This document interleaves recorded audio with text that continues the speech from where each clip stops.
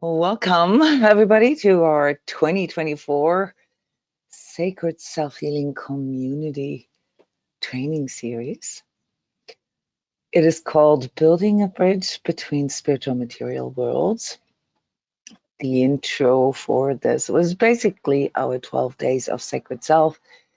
I would always recommend to go back to this video series on my YouTube channel to get the bigger picture.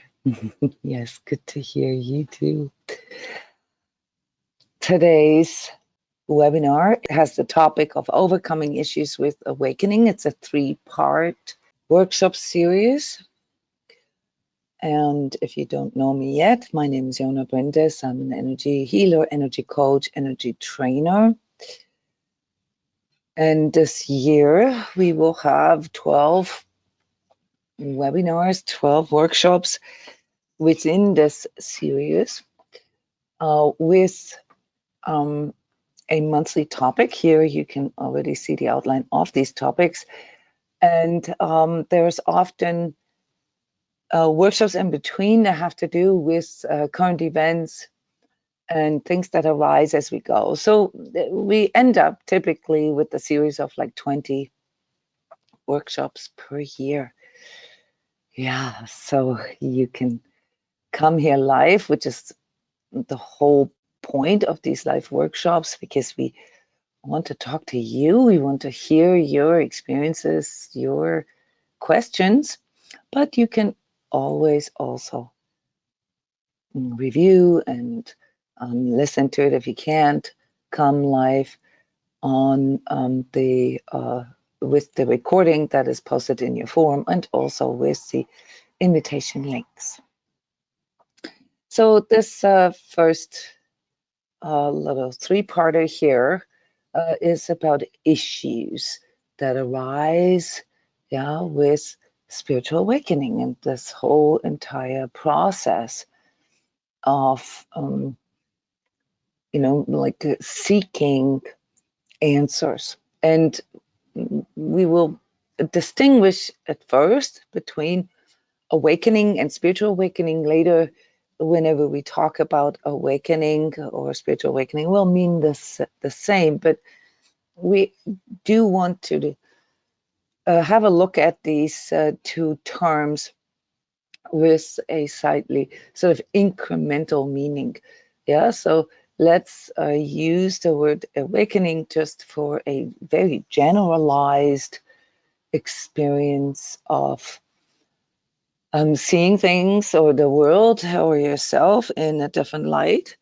And then spiritual awakening as the process that is triggered in you, after just a simple awakening to a new reality, that will then ultimately lead you to what we call enlightenment, or what we call, something like arriving at a higher level of consciousness. So these things are all connected with one another. And here today, in our first part, I would like to get to you to a understanding of our human condition. This is always important that we cover this if we want to get any kind of deeper understanding of something. So where are we coming from, and how do we define these things? So we'll start out with the simple exchange or discussion, how we understand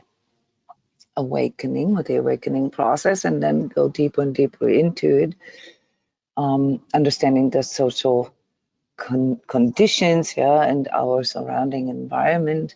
Our last workshop was about mastering our energetic conditions and environment. So this can be seen as the continuation of the 2023 workshop series.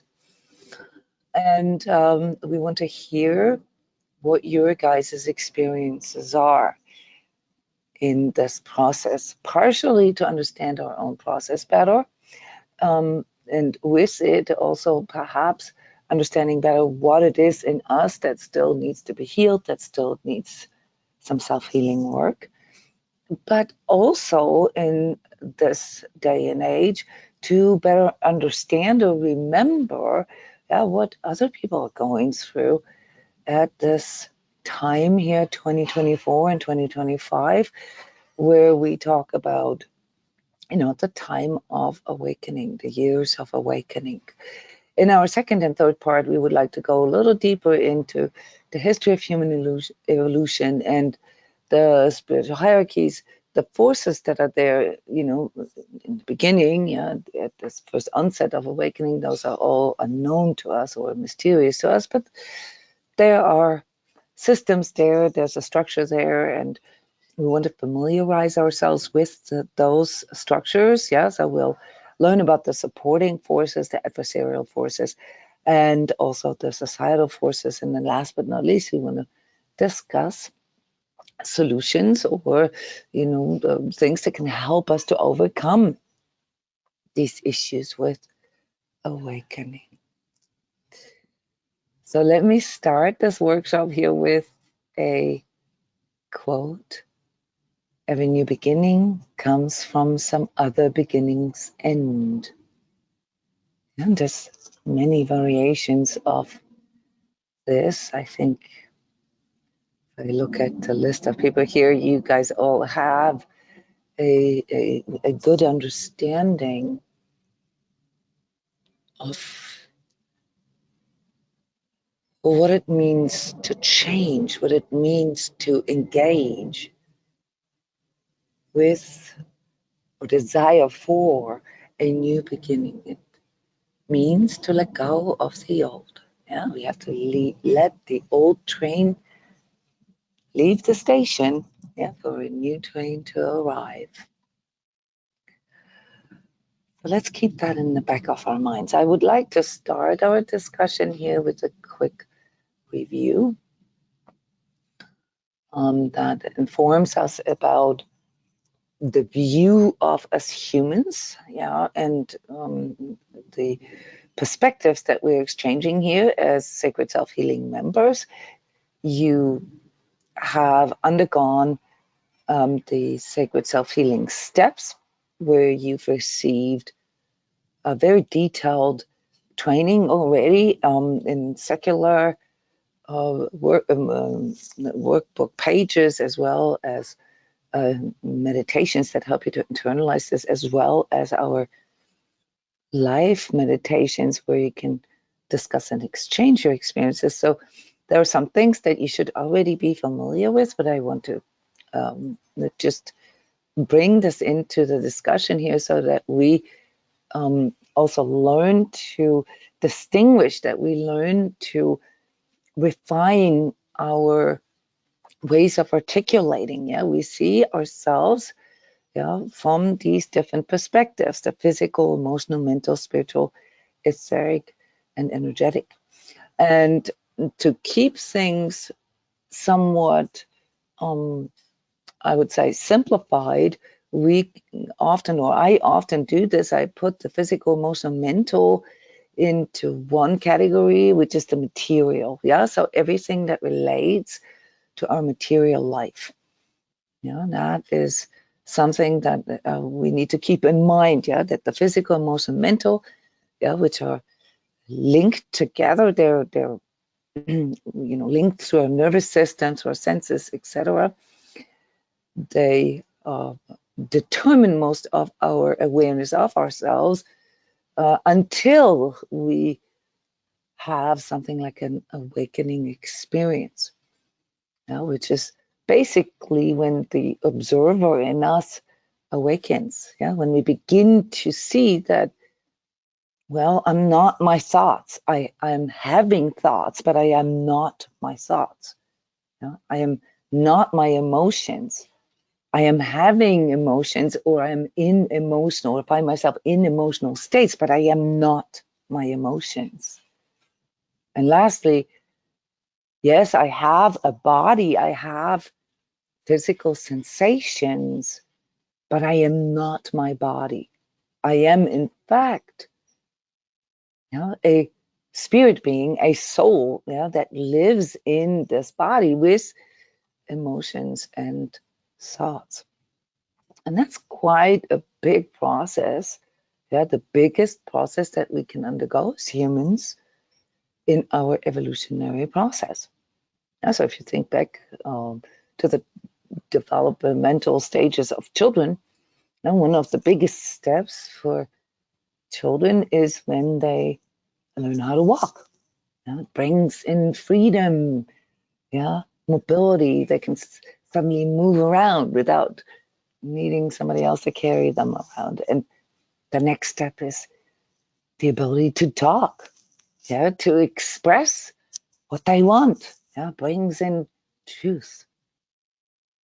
And then lastly, the ability to connect with what it is that we feel attracted to, the ability to express ourselves to others and to form relationships, yeah, which then familiarizes us, opens up this whole world of love. So freedom, truth, and love, guys, you will find those everywhere.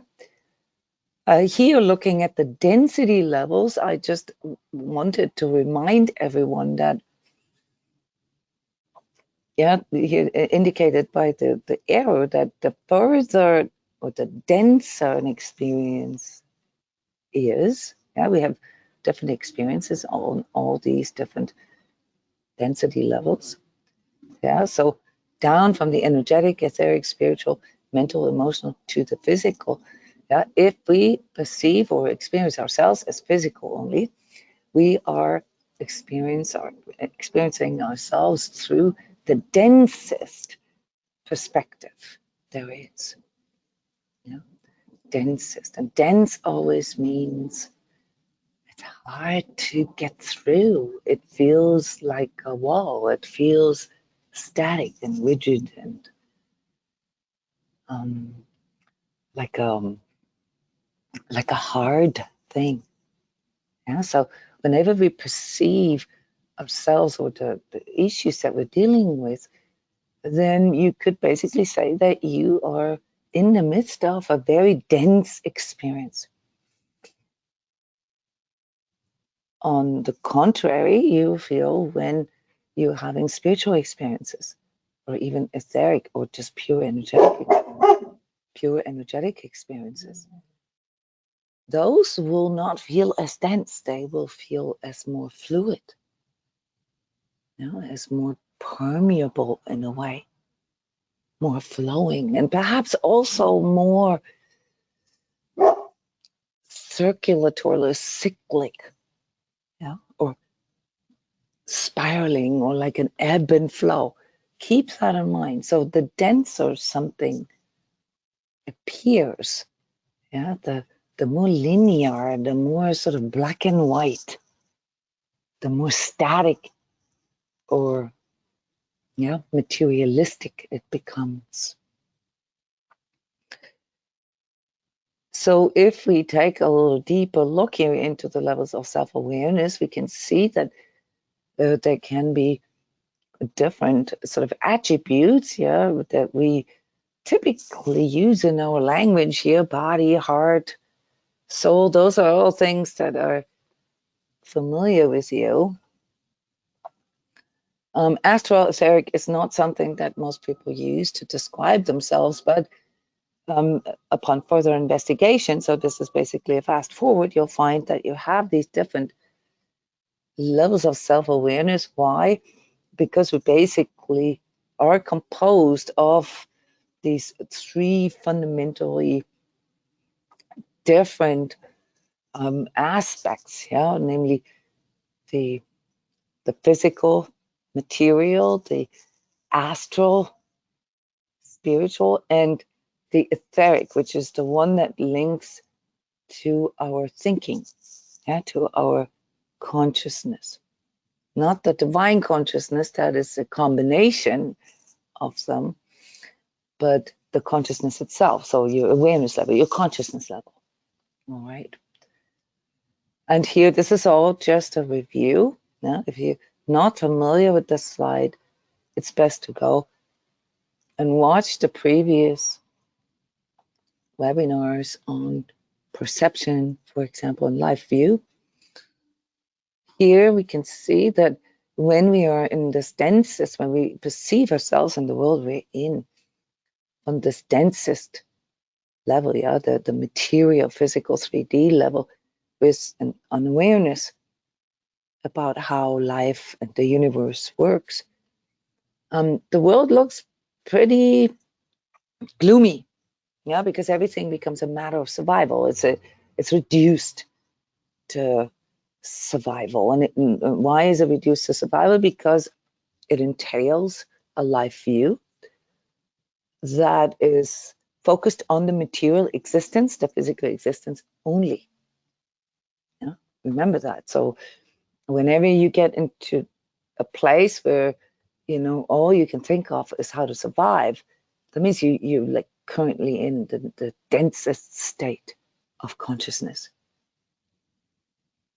The emotional and psychological aspect of your perception, yeah, and with it, consciousness, level of consciousness, has to do with your likes and dislikes, yeah, with the sympathy and antipathy, how it's called in spiritual sciences, yeah, that links in with, you know, our ego desires, yeah, avoiding pain and seeking pleasure, yeah, addictions, lust, greed, you know, most of the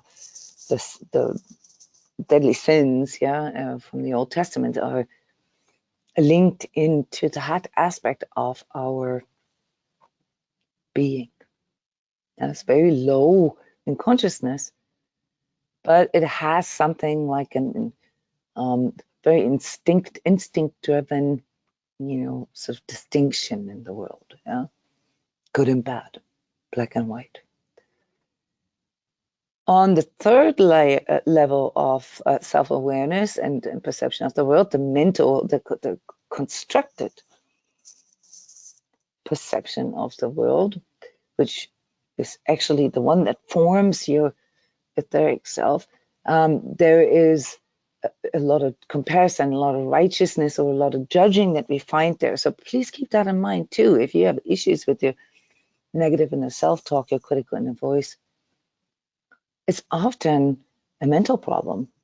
Yeah, mental, not as an sort of mental health problem, but it's a problem that has to do with your thinking. Yeah, with the way you think,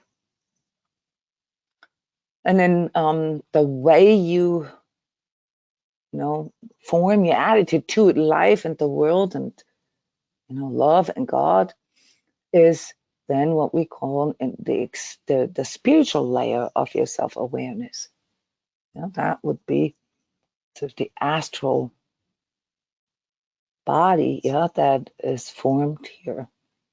And then last but not least, the full self-conscious, yeah, the self-proclaimed or individuated soul self, as I call it, yeah, the conscious self that knows what it is or what we are, who we are, where we're from, and where we're going.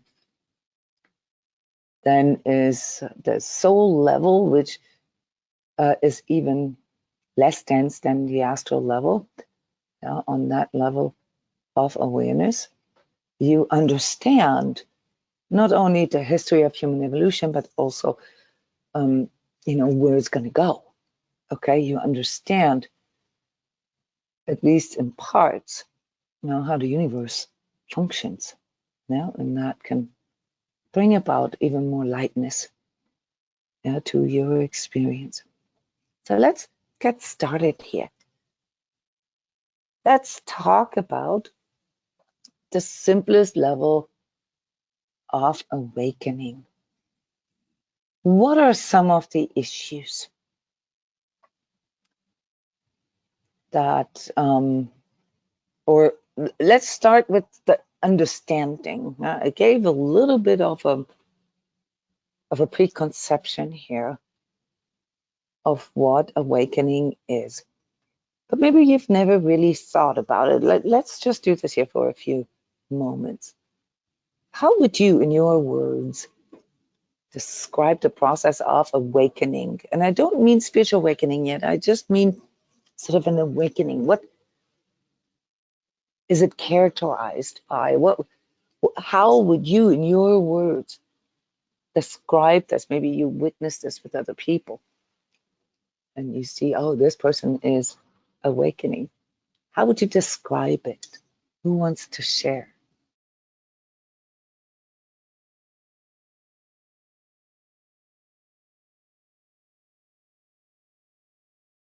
Hello. Hi. Hi, Jona. It's me, Sean. Hi, Sean. Um, I've had a lot of shifts in the last week or so, and I can just feel that I know when I can slow down and articulate myself and be soft and gentle without needing any affirmation from people, places, and things as much, and that my attachments to outcomes are not predetermined on my thoughts and feelings. And I just feel closer to something that I Okay. can't really describe, but I just feel closer to myself, and all of my parts are not flying everywhere. And So it that really so feels good. it feels good. This is a description of where you find yourself today. I want you guys to just maybe go a few steps back or a few years back, and get to like when it all started. Okay, yeah, this like awakening process. Like, what is that? How did it start with you? Okay, can I say that if I can be very basic about it, Mm-hmm. I was still 80-20 in pleasure and avoiding pain. Mm-hmm. And when I started slowly changing it to more like 30-70 and then sometimes 20-80 on the flip side, I have more capacity to access myself Okay. without feeling the heaviness because my discernment levels are more clearer at times, and I don't have to go and stay in these lower states because So that's I how it just, was before you, quote unquote, yeah, awakened. I You like got I stuck did in those emotional states. Is that what you're saying? mentalizing, and like I'm like, I've done this before. Why am I doing this again? Okay, It's thank you. almost like my nuances and confidence were flipping. And now it's like, wow, this inner confidence, it's not based on anything needing to be tangible or in a certain way. It's based on how my insides are flowing and not controlling it. And I can really feel the Okay, difference now. And okay, it's almost like it feels miraculous, but I know that it's not. It's the steps forward that I'm taking and saying, I don't really need this anymore in my life. And it's creating a different space. And it's not a space that I'm having mhm, to force anymore. yeah, And I'm just beyond gratitude. So I'm just yeah. really grateful. So I like how you worded this, but really how it started, yeah. And this was what 80-20 the question in the was wrong. that you frequently get stuck in your emotional psychological stages, and you Because felt I like was in 80-20 yeah, and you in had the no wrong control. way. And you had no control over it. You felt that you were not in control, that you felt that life is sort of happening to you, right? Other people are mean Exactly. to you. Yeah. And Yes. something occurred there, yeah, where you suddenly realize, wait a minute, it doesn't have to be this way. Joanne Yes. is commenting here. She says it's the awareness that awakens in me that I have a responsibility for what is happening to me. I like that. Yeah. So, I mean, how it then continues from there into stages, we'll go through the stages of awakening. But I really want to have us remember yeah, really what brought it on. Yeah. So the awareness that somehow, yeah, like you said too, I've done this before, why do I have to go through this again? Yeah. That's sort of the unaware state, right? We just don't realize, okay, how we are contributing perhaps, or how we're pulling these kind of experiences, these patterns back in. We just, sort of go through the motions and feel we're not in control. And that moment of awakening is when you suddenly feel like, wait a minute, there's got to be something that I'm doing or that is unclear in me or whatever that I don't know yet, that I'm unaware of. Okay, that kind of brings that on. Yeah, like the awareness that we are somehow creating parts of it. I like that, Julian. Anybody else have something similar, like this moment of realizing, wait a minute. I used to think that it's just a matter of bad luck. Yeah, when I go through bad experiences or bad relationships or whatever. But I'm starting to maybe see patterns, or I'm starting to see repetitions, yeah, which are patterns basically. Where I'm starting to see that there's something about me, like how I perhaps attract things into my life, yeah, that have to do with me. It's a sort of a sudden self-awareness that sets in. Yeah, you're absolutely correct, Julian. It's an awakening in its simplest form is sort of a sudden shift in self-awareness. But what are some other examples of how that can happen? How did it come to you? Could you define sort of the moment of your awakening? I mean, we're not talking about spiritual awakening, that's a step up, but we're talking about just the simplest sort of level of, the light bulb going on and you realizing that you are not who you thought you were. Anybody?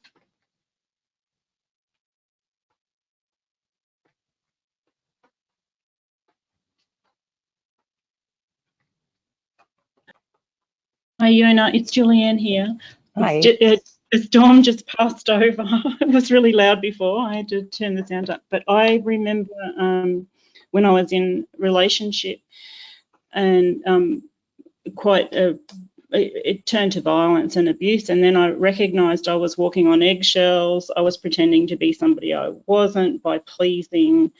And those sort of things, I thought, hang on a minute, what am I doing here? Why am I allowing this to happen to me? And that was a light bulb moment when I recognised that I was allowing it to happen. That you were that you somehow played a part in this.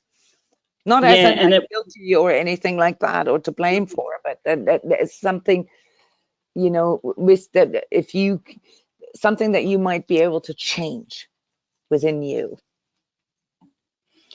yeah, and that part where you're allowing something to happen and thinking, why is this happening to me? To taking responsibility. Wait a minute, I'm actually allowing this to happen to me. And that's sort of one of the light bulb moments, but there's other things too that actually come into an awareness that I've got a responsibility to me, and then actually dropping into myself and actually asking myself, how do I really feel? I suppose Okay. dropping into myself and thinking, how am I, the part in me that is experiencing what's happening and So doesn't lots of questions, yeah. that arose. Mm-hmm. Yeah, was that like, guys, chime in here. I think that's a very good definition of awakening is when you start questioning things. Whatever it is, whether it's a reality or how you identify yourself, who you think you are, or who you think others are. But when you start questioning things, right? Is that a good definition of awakening? Yes, Hi, that there's a Jona. Go ahead. Go ahead, Julia. Hi, Jared. Oh, sorry, Jona. Yeah, you hit the nail on the head there for me. It was really about asking questions for me, Mm-hmm. and about just the about the makeup of the family that I find myself in, and the schools and the teachers and Mm-hmm. the structure of the social situation around me and the conditioning was, well, the teachings, and it just raise questions all the time. Mm-hmm. Mm-hmm. And during the whole process of growing up, like, my dreams were really driving. It was almost like there was some part of me, either my true self or my etheric self or my soul self or whatever part of me that was not solid, um, was pulling me towards something. Knocking on your I, door. Yeah, yeah, like, constant. from today's perspective, you can see that, right? But from back then's Yes, perspective, it was not clear until we no started idea. asking questions, right? Yes, yes, absolutely. And seeking answers, because it's one thing to Yeah. ask questions, but then you need to seek the answers as well. Yes. Well, I So did. that, I needed to. Yeah. yes, I mean, it's just a matter of time, you know.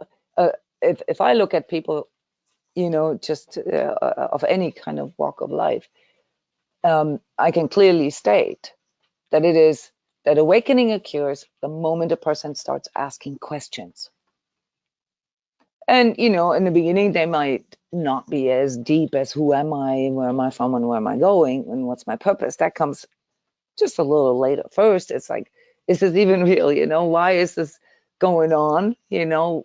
What is, the mechanism, yeah, of how all this happens. Yeah, and how can I change it? Now, the underlying, and Sean was onto something here, the underlying experience of awakening, not in all cases, but in, I would say, 95% of the cases, do you know what that is? What is the underlying condition?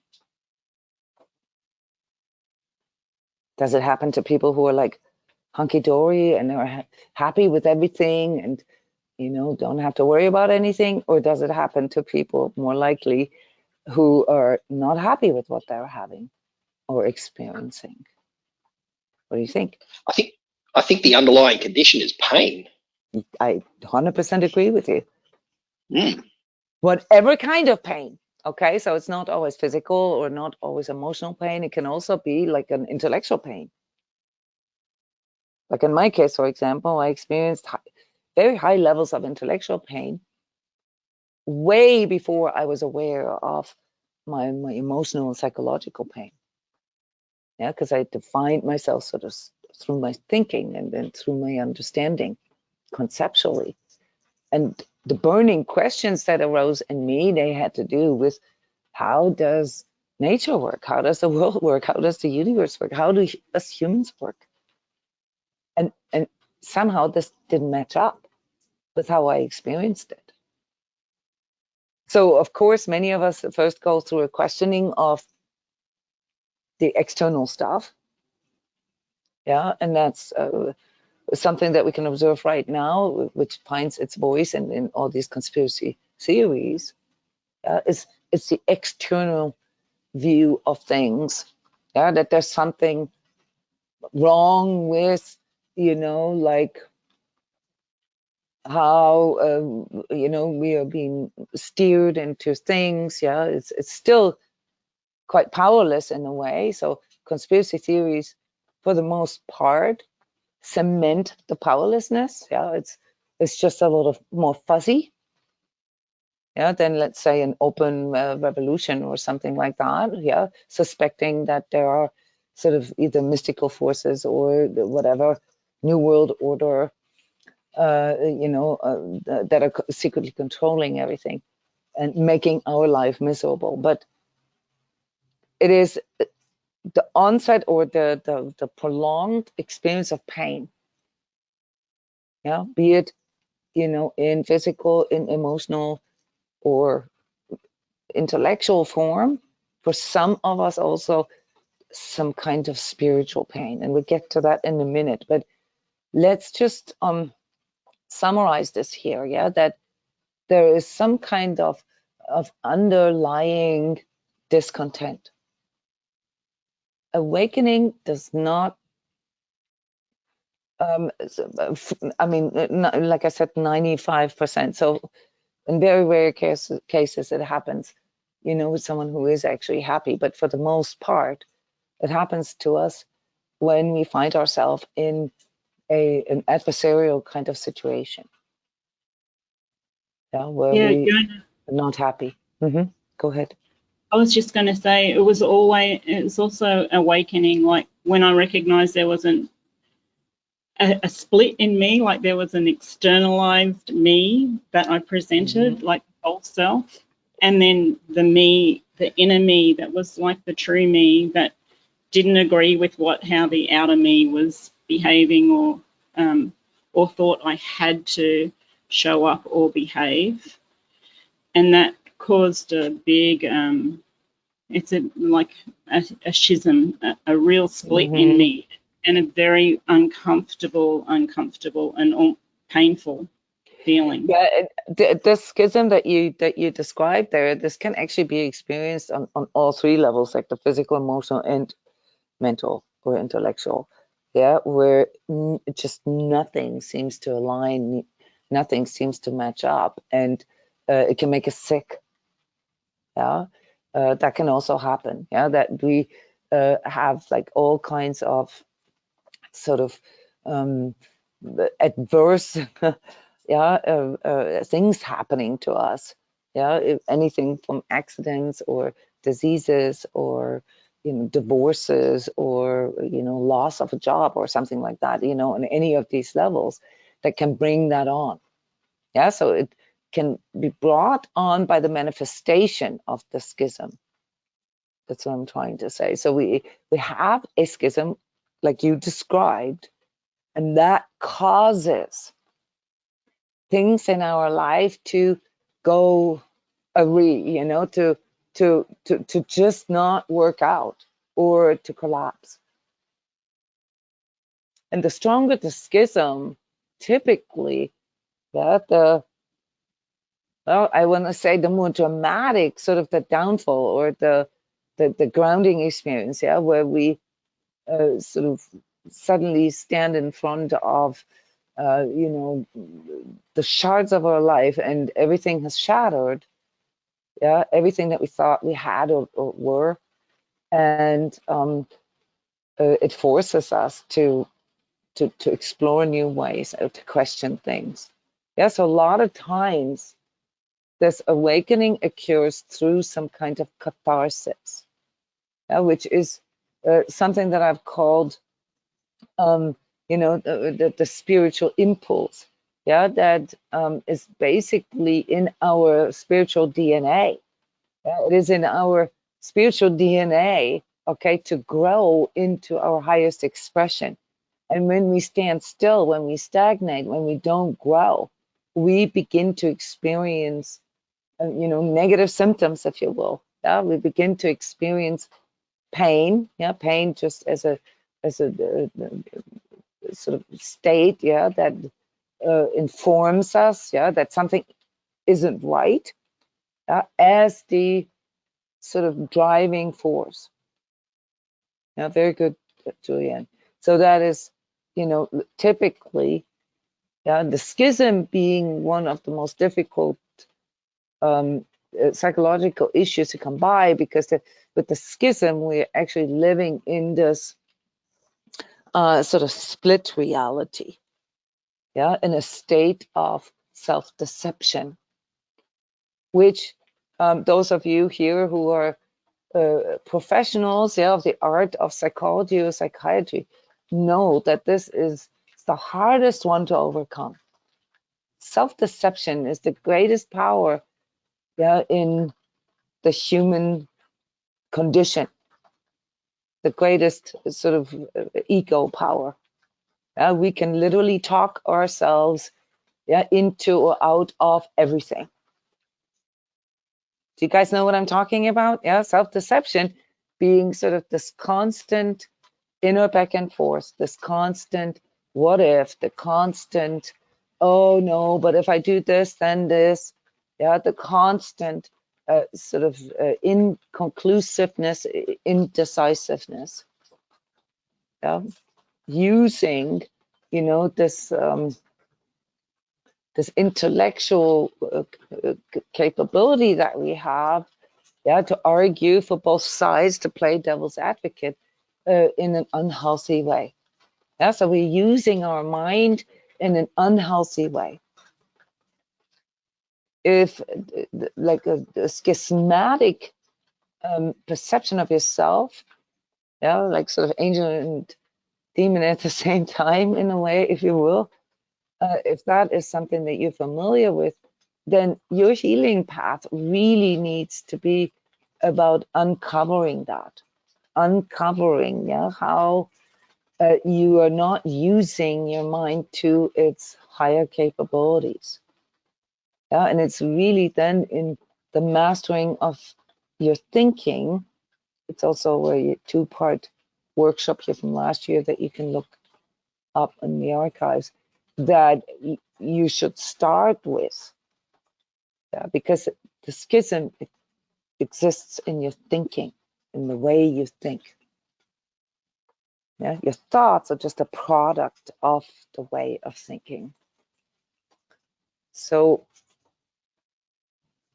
you see here that I've switched to the slide of spiritual awakening, and I want to do this because obviously I am aware that most of you guys are, you know, spiritually awoken people, and therefore, you know, I also want to discuss that, because that is not something everybody experiences, but it is quite frequent, or, you know, quite typical, that after you went through some stages of awakening, that you begin to have experiences that, you know, sort of resemble spiritual awakening, and that needs to be defined. So let's go a little bit into that.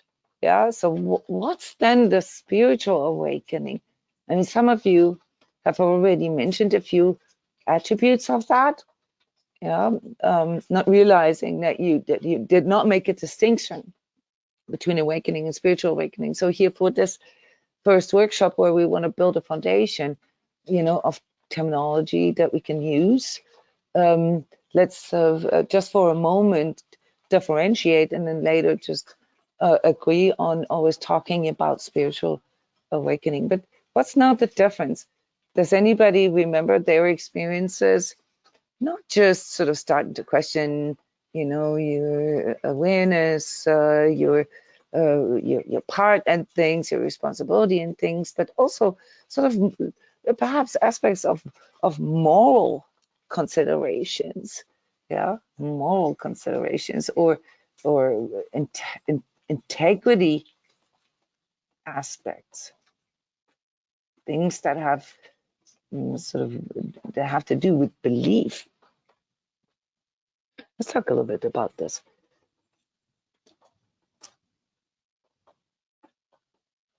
Who of you came into this world with a sort of preconceived, or, you know, conditioned, yeah, like just sort of via your parents, understanding of spirituality?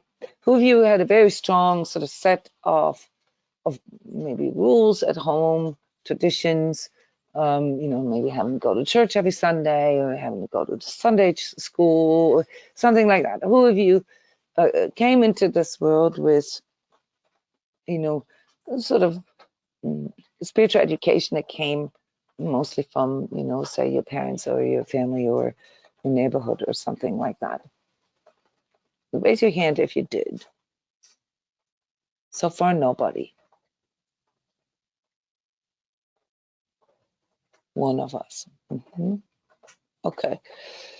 And am I right to assume that that way of, let's just call it this way, it sounds a bit dramatic, but, you know, it is, you know, a factual term, this spiritual indoctrination, yeah, like how you were told how you're supposed to regard God, or whatever the traditions or the religious context is in which you were taught to understand higher power.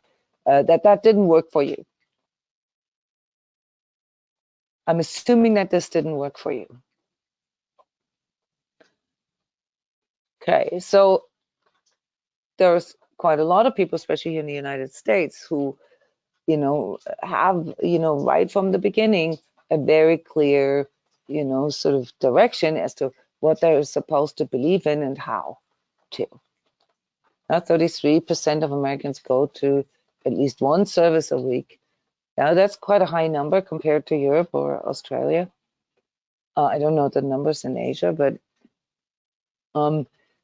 most of which, you know, do take it on for some years, like maybe until their 20s, their early 20s, and then somehow want to explore this for themselves, somehow begin to question maybe some of the things, yeah?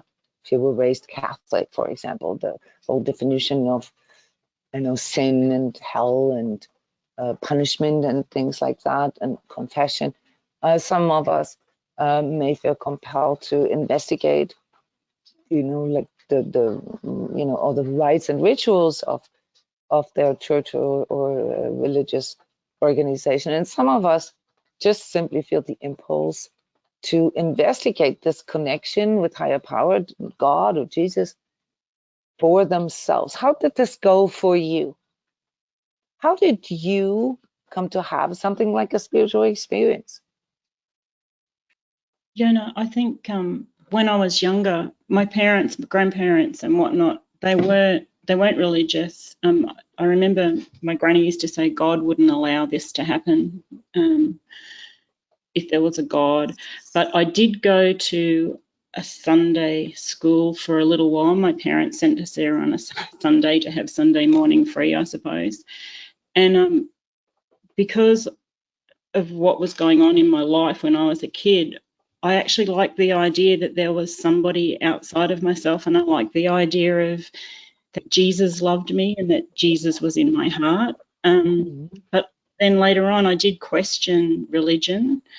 You know, I was going through a bit more trauma when I was about 13, 14, and I sort of read I wanted to know. So it was that wanting to know why I'm here. Hang on a minute. If a lot of people believe in a higher power, what is that higher power? And then when I got older, I also questioned like the beliefs of society and things that were put onto me by my parents, who I thought were gods, you know, who I thought were the all-knowing. Yeah, no, I hear you. That got shattered, right? So it was like, oh, my parents aren't all that. Oh my God, everything that I've been told could possibly be a lie or skewed or not even true. And that, I think that's shattering as well. It's sort of like everything that I believed outside of myself and how we had to act this way, do this, be good, you know, not go against elders. All of that was Those are leading morals. Yeah, in it. those are, yeah. There's a moral consideration or something that has to do with values.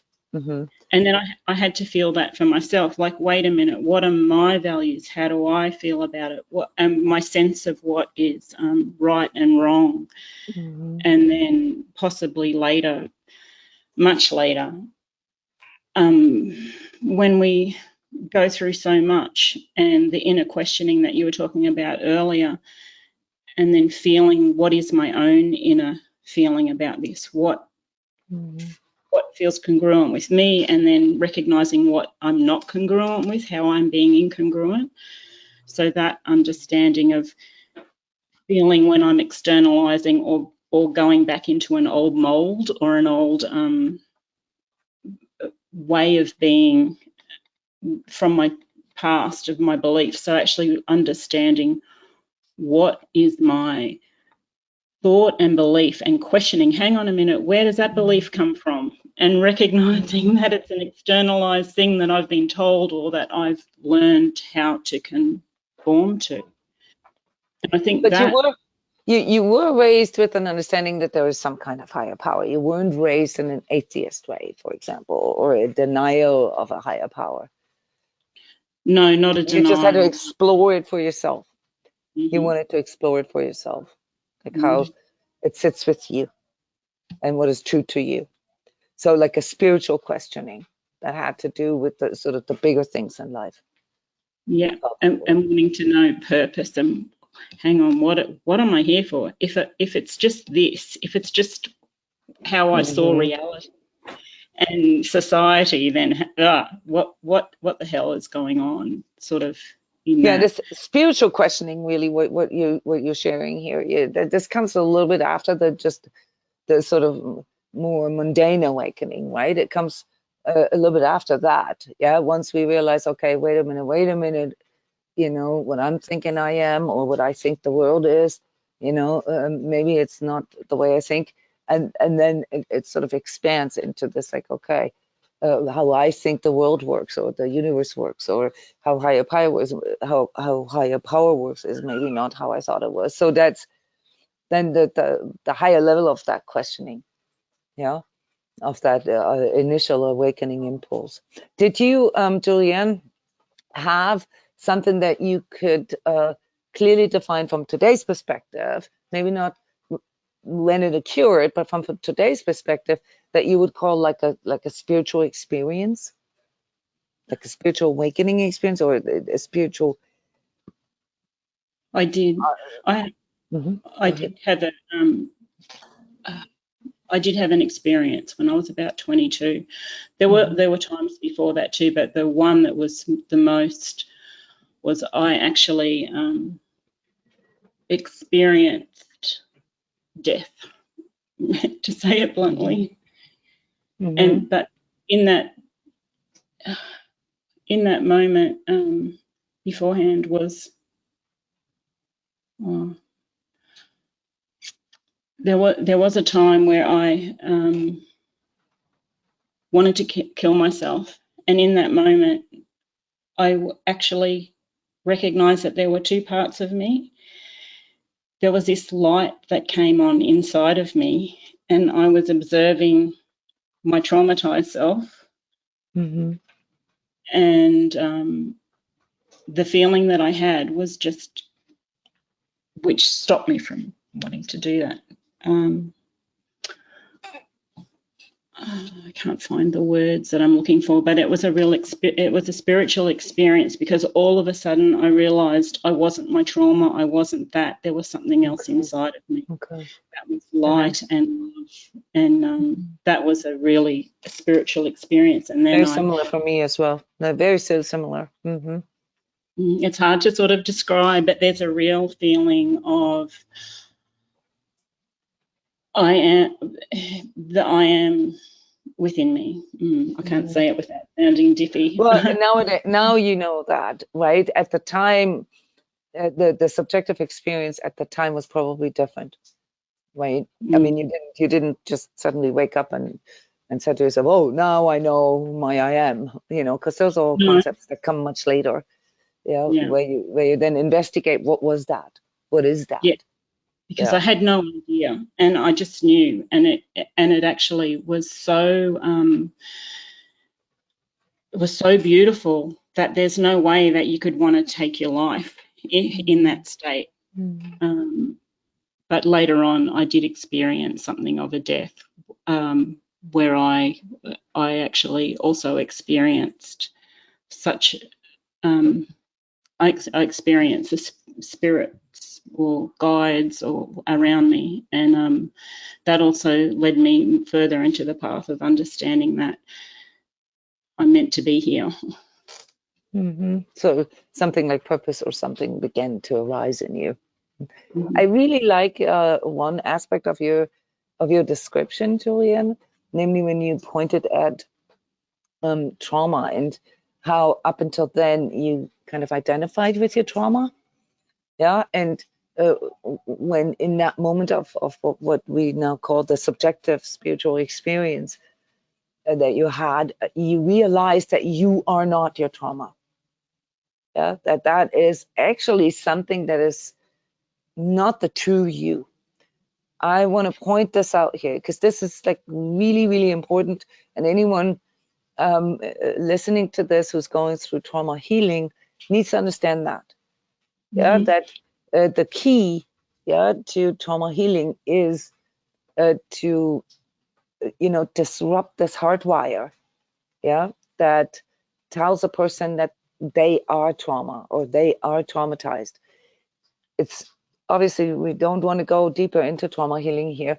It's obviously a process, yeah, to heal trauma. Trauma needs to be acknowledged.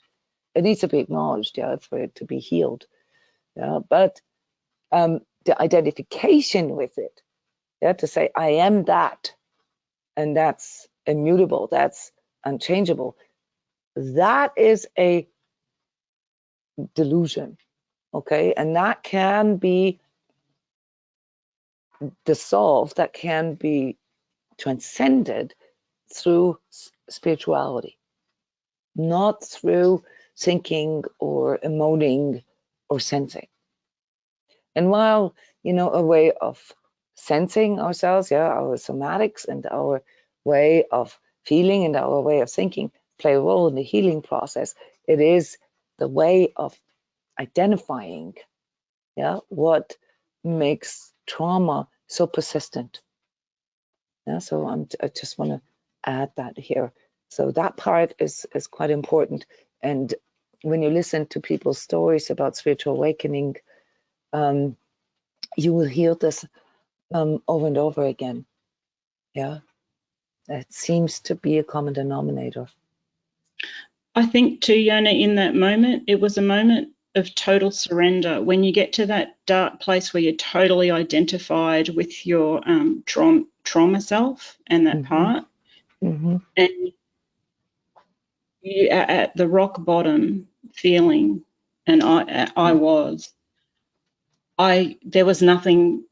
Well, when you're so identified with it, that you just surrender it, that you just it like, okay, I'm giving it up.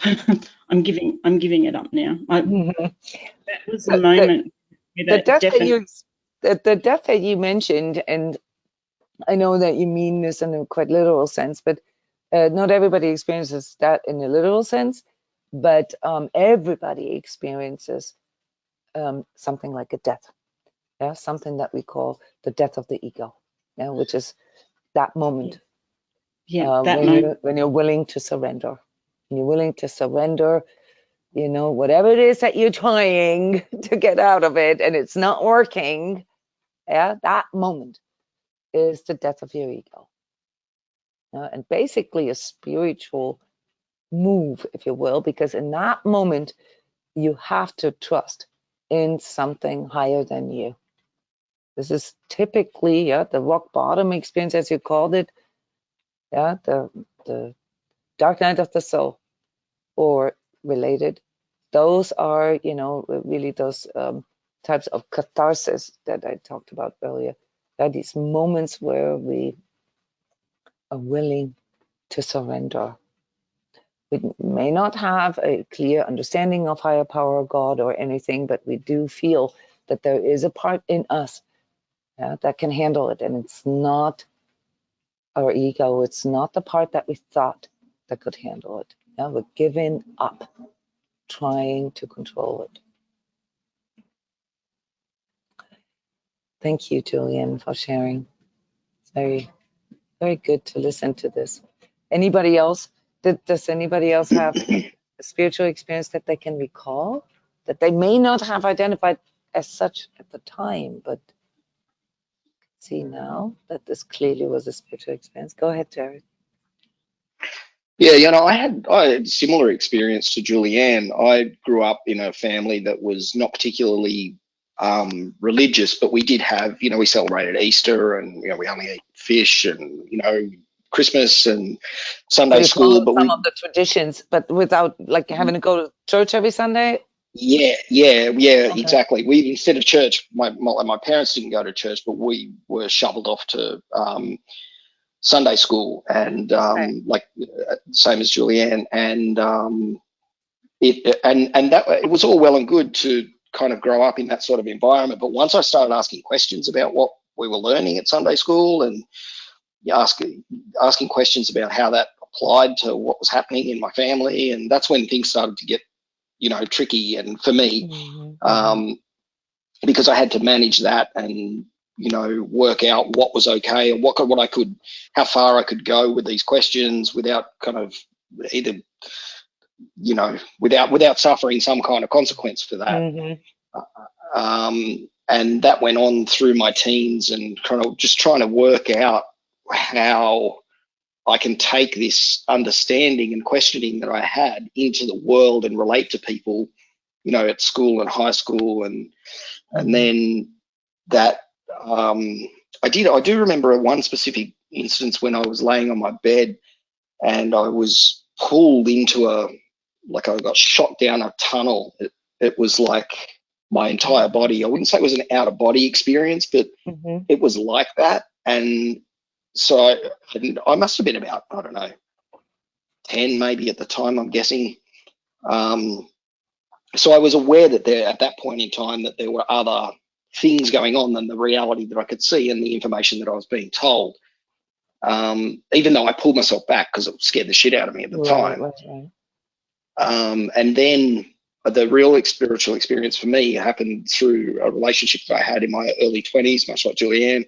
And that was where I was kind of hit over the head with a whole bunch of, darkness and spiritual concepts that I was not able to, I was not able to really, I couldn't process it at all in any way, shape or form. So I just gathered all of that experience as trauma. And then the actual spiritual experience for me was at that point where you said, like, it's a matter of giving up. And I was at the end of my tether. I had nothing left to give. I was in a 3-year relationship where I'd been giving so much of myself, playing the white knight, trying to help this person. And when I realized that this was just all falling apart and I was falling apart and she was just getting even worse. And so I was literally at the end of my rope and was asking and just surrendering in that moment. I know I have to leave. I know, but in order for me to do this, I need to know that this person is going to be okay. And I needed a sign. And I hadn't been particularly successful with signs because as I was growing up, I used to ask Jesus all the time that if he was real, he was going to leave me $100 in the drawer, and he never did. So, but in this moment, I saw literally a white light in the corner of the room, and I knew that it was God or what I perceived then to be God, but it was white. It was literally a white light that was in the corner, and in that deepest place where I had nothing left to give. Just to see that white light was confirmation for me that yes, she was going to be okay and I was going to be okay, and there was something else guiding this whole process. And something like a knowing rather than a knowledge. Yes. Or remembrance or something like that. We use these words to describe that intuitive knowing. Yeah. And then it was okay for me to move on, and I've been on that spiritual journey ever since. Yeah, it's quite interesting, huh? But you, like Julianne, you must have had some kind of a spiritual conception, unlike maybe somebody who grows up in an atheist environment where there's no concept of higher power. Yeah, so in that regard, your guys' experiences are similar. You just did not identify or couldn't really answer the questions that you had in you through whatever the answers that were given to you. Is that fair to say? Yeah, so absolutely, it wasn't enough. 100%. It wasn't enough, or it was too restricted, or like you said, punitive perhaps. If you didn't adhere to whatever those traditions or concepts were, then you'd be kicked out or didn't get any donuts. That kind of thing. That kind of thing. Or it was just never satisfying. I was never satisfied with the answer. It never answered the question. It never made sense to me. And if they'd given me a satisfactory answer to me at that point in time, I probably would have been okay with it. But it just never met that never answered the actual question. And it wasn't encouraged, right? Questioning was not encouraged. No, not Mhm. not in any way, shape, or form. In fact, it was discouraged because Yeah. why are you asking these questions? Why are you going against Mhm. these rules and regulations and these structures that have It's been quite built for us and that we're following? it's quite interesting if you think about it from today's perspective, where we've just sort of came up with the definition of what awakening is, sort of in a nutshell, starting to ask questions. And then, spiritual awakening, is sort of the continuation of that and asking spiritual questions, right? Mm, If mm. that is, just thinking of early childhood education, if that is suppressed or if that is discouraged, like you said, that really, puts a wrench into that natural development, yeah, in us or in our children. Just, Yeah, just, absolutely. It just forms a reflecting part enough of to our say that. Hmm. yeah. It literally forms a part of our conditioning, Hmm. and Not to even ask, to just mhm. Yeah. obey, really, Yes. Yeah. to just Yeah. do it. Don't ask any questions. Hmm. Mm, mm.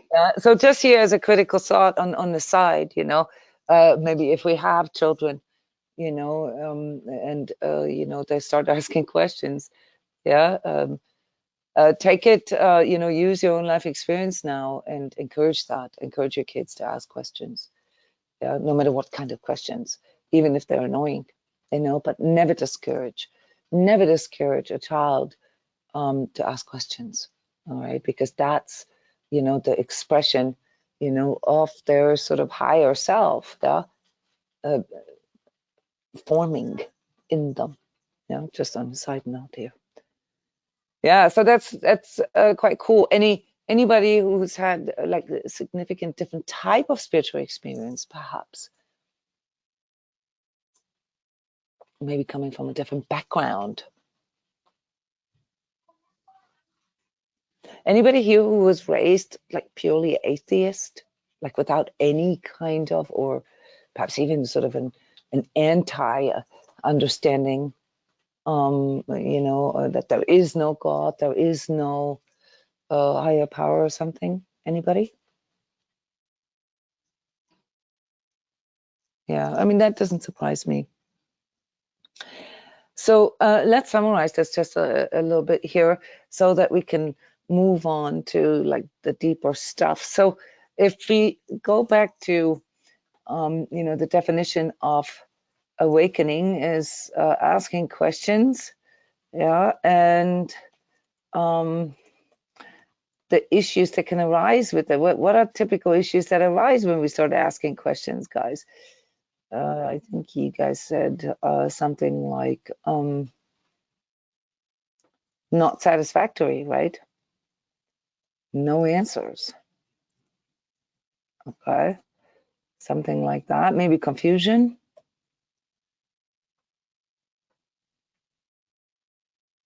What would you say? I'm trying to summarize what you guys shared.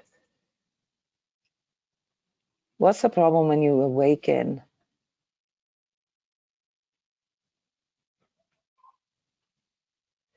For me, it was more about my reaction to it. So, like pulling in and having to adjust my own create my own expression to the outside world. So I had to pull back and um, not be Mm-hmm. who I was. That's where my false self got created. Yeah, and the moment of awakening is when the schism becomes aware to us, right? I mean, it's still quite confusing, but it is something like the moment where we become aware that things don't add up. Is that fair to say? They don't add up. Sean, did you Yeah, want to? definitely. Sorry, Johnny. Yeah, no, Sean's mic is live. Just asking, did you want to add something to this? Yes, I realized when I was making so much effort and nothing was coming back that I was using so much of my energy that the natural air that wanted to come towards me, I Hmm. wasn't allowing it. And now I can just feel it when I'm in a flow state. It's natural. It's Okay. like a feeling of aliveness that I didn't really have consistently at all. Just an impulse, nothing else.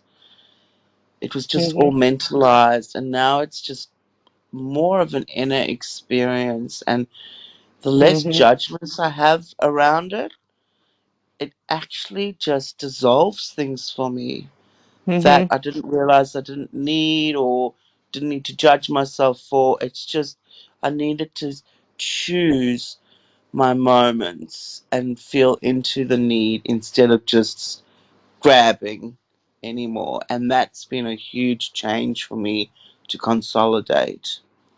Yeah, Thank you you. already taken the next step, like what we can do and possible answers, like how to mitigate these issues. I just want to get a clear picture here Oh, of what yeah. happens, what the problem is, and then we can discuss solutions later, like in the next part. But right now here, I think it's fair to say that we can define the moment of awakening, through sort of an inner onset of asking questions and not really getting satisfactory answers. Yeah, that perhaps you know leave us in a state of confusion. There's something like the realization that there's somehow two realities. Yeah, there's a reality we're told, yeah, that we're experiencing, and then there's a reality that we're experiencing. And this typically comes with, the experience of a conflict, yeah, or schism, or perhaps even pain. Now, when it comes to spiritual awakening, all right, it's a little different even. And I would say there's even more resistance there. Would you guys agree? Because when we ask spiritual questions, those are deeper questions, um, where the air gets kind of thin up there, right? There really aren't any answers, yeah, unless or until we begin to seek them on the inside. So these are more these inner questions that arise, and they have to do with the bigger things, with the bigger perspectives. They have to do with, well, what is the power? What is the force, the higher power, if you will? Yeah. How does how does this all work? How does the universe work? How do relationships work? How does the thing with God work? Yeah.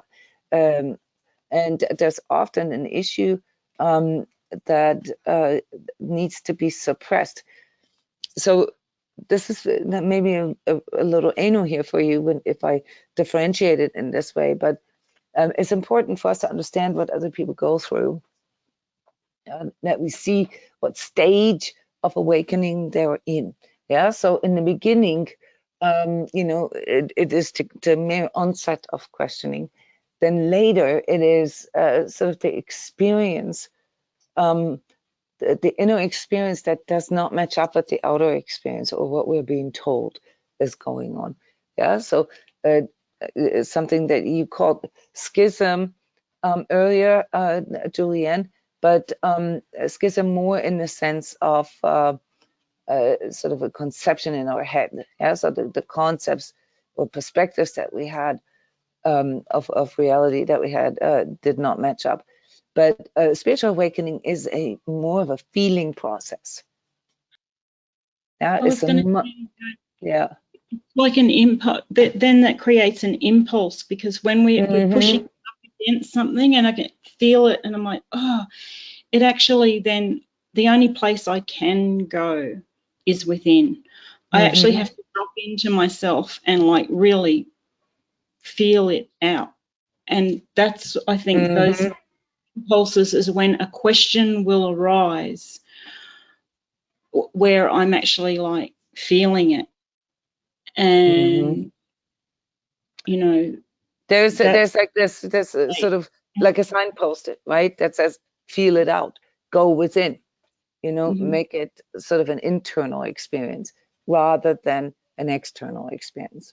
Yeah, so awakening, you know, just sort of a mental, say, awakening is more of an external experience. Yeah, if you think about conspiracy theories and so forth, those are all external things. Yeah, those are all fundamentally, you know, all linked to materialism. Yeah.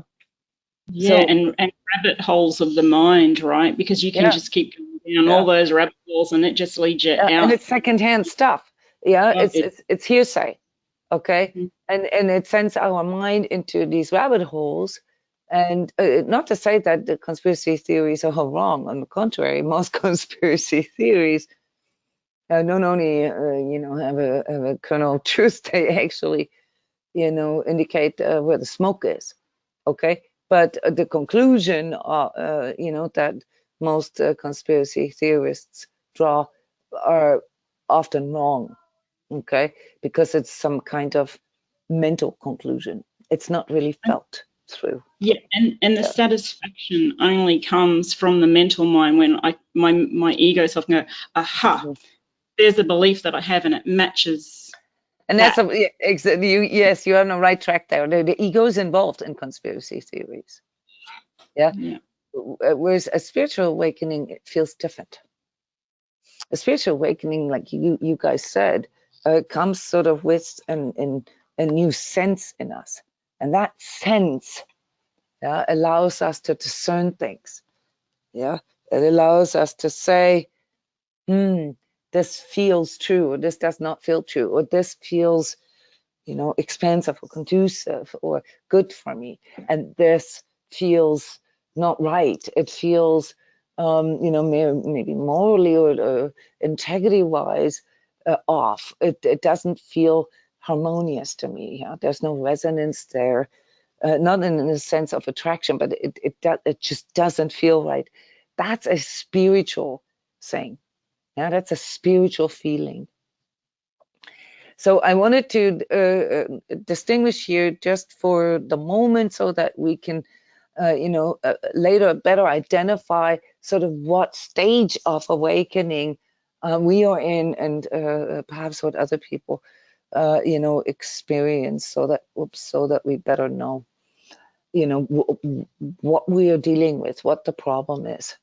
Yeah? And once we know what the nature of the problem is, we can better address it.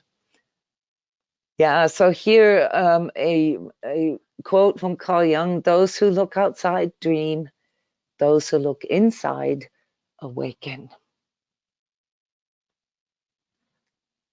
So you guys are, yeah, uh, on the right track here. Yeah, Carl Jung. You guys know who this is?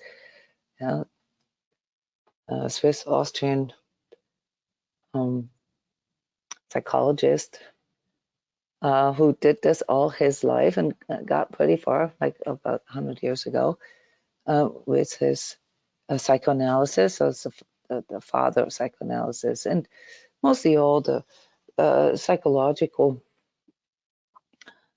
theorems that we work with nowadays are based on Sigmund Freud and Carl Jung. All right, so we can summarize here that awakening is something, you know, that is precursed by some kind of discontentment. Yeah, 95%. Yeah, it often is accompanied by a state of confusion. This confusion is characterized by not feeling that we're fitting in, not feeling that whatever answers are being provided to us are satisfactory, you know, and not feeling, you know, that we're living our full potential or something like that. Yeah, so that like a confusion about you know, what is true, what isn't, what is me, what isn't. Um, Also, one of the hallmarks of awakening, guys, and I know that many of you have gone through this yourself, is sort of an increasing feeling of isolation, yeah, or belonging issues. Yeah, this not fitting in, often causes a lot of psychological trauma, in regards to, our nuclear family or extended family, not fitting in. We feel like the cuckoo egg, in whatever sort of environment we're finding ourselves in, a family environment. Then awakening is also almost always accompanied by energetic or an increasing energetic sensitivity, where we suddenly become more sensitive to things, be it, curse words, or be it non-integrous behavior, or be it noise levels, or brightness, light, any kind of sensory overstimulation becomes really difficult.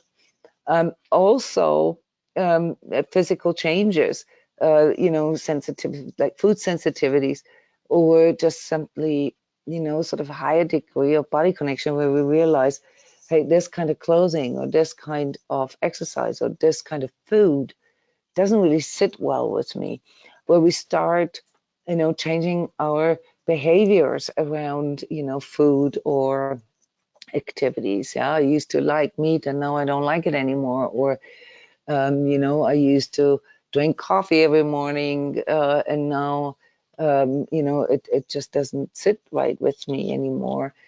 Things like this. Is very, very typical for someone who's going through some kind of awakening experience.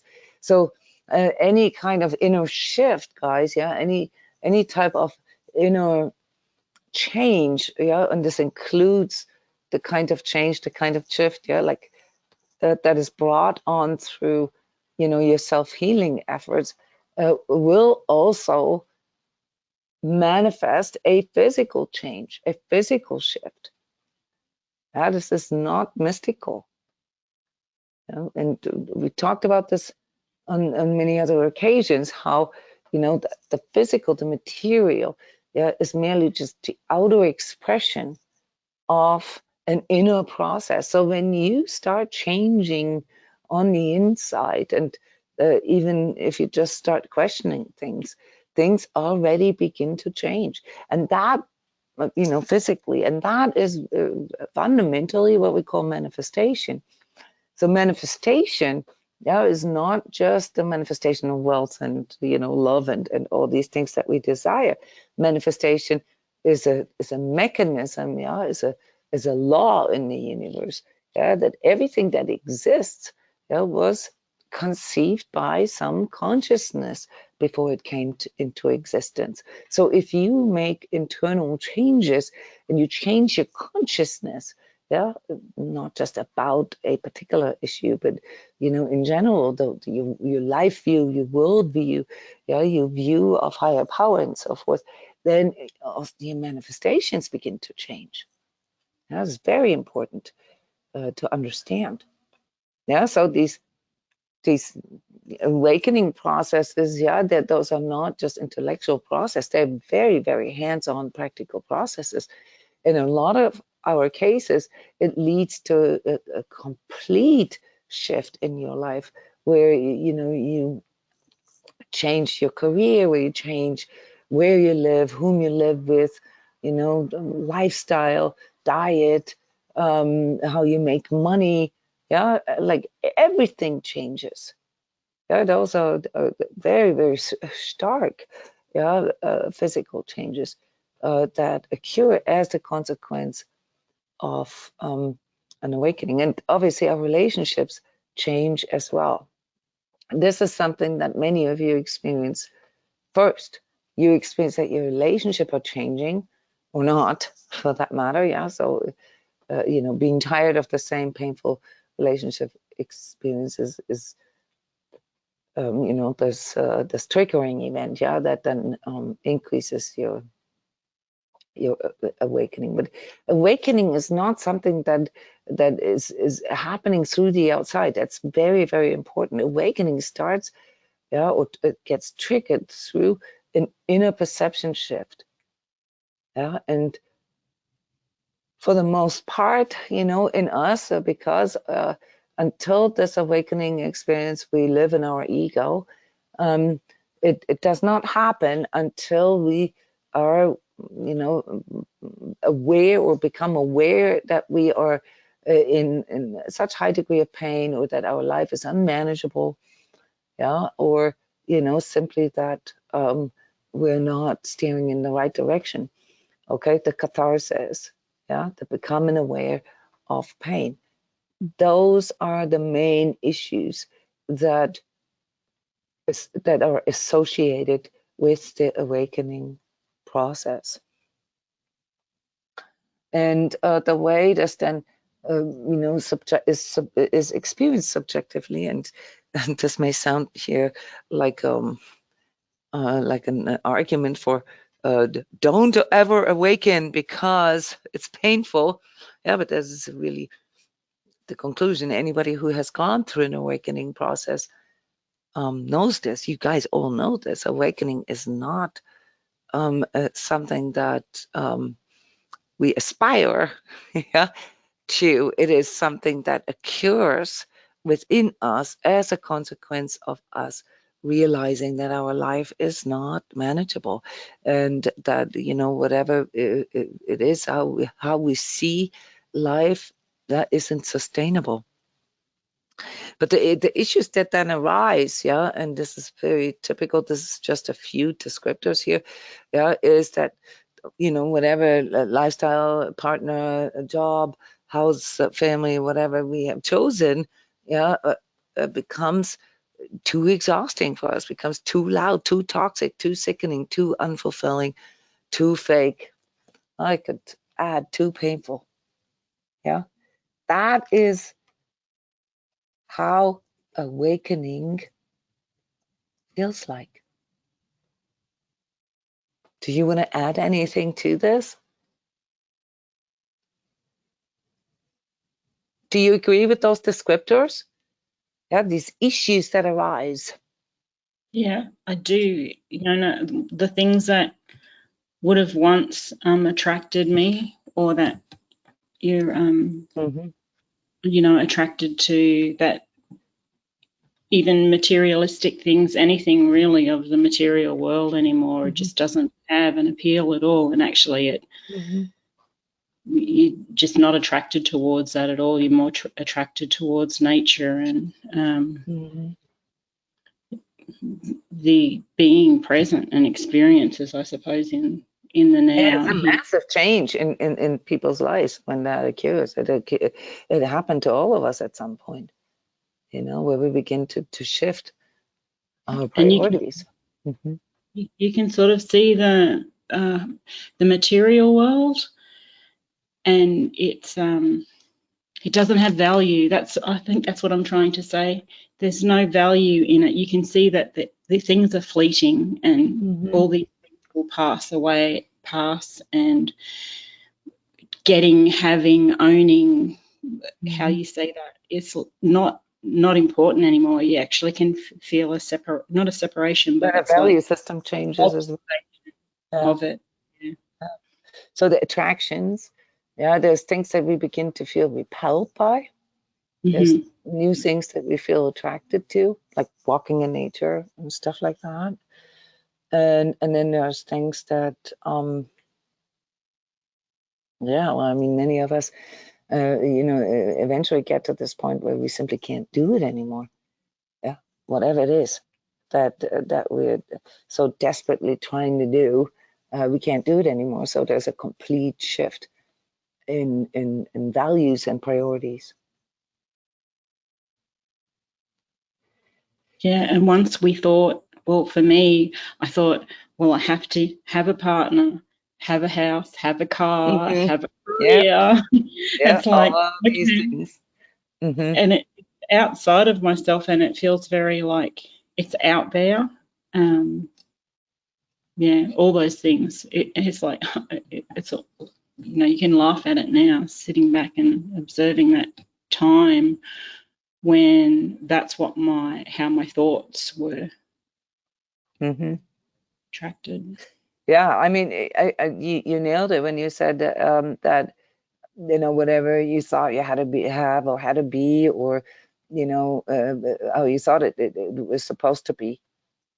For most of us, it isn't until we awaken that we question, how it's supposed to be. Yeah, but in that moment of awakening, we may not know yet sort of what the better way is, but we clearly feel repelled, yeah, by, whatever we thought, how it has to be. Yeah, that's how it starts. Yeah, and then, this is how we subjectively experience that, how we experience our surrounding environment. Yeah, because it begins to repel us. Yeah, anything that is not true, that is not love, that is not, that does not come from sort of a free understanding, yeah, of choosing, a conscious choosing, begins to repel us. So here, just very quick, and you may have not been so aware at the time, but I'm sure in hindsight you can see that the actual issues that we then have to deal with, yeah, that need to be overcome, are, in this is typically in the order, are, like a sort of a feeling of abandonment, like a feeling of loneliness or isolation. Anybody here who went through sort of a phase of isolation? Whoops. Yep, I did for a very long time, and I thought it was Uh-huh. my fault. Now I Mm-hmm. switched it out. I'm like, how could it be my fault? I just tried too little in some areas and too much in other areas, and Mm-hmm. finding that balance and feeling me on my own. I think it's been the biggest gift. Even when I get things wrong, I'm like, oh, it's okay. So thank you. It's all making sense in hindsight. Yeah, in hindsight, it's easy for us to see. That's why it's important that we become aware of what we went through and how far we've come. You know, Mm. Yeah. this what you just described, Sean. This doesn't change until you find like-minded people, yeah, or awakening people, yeah, that go through similar processes.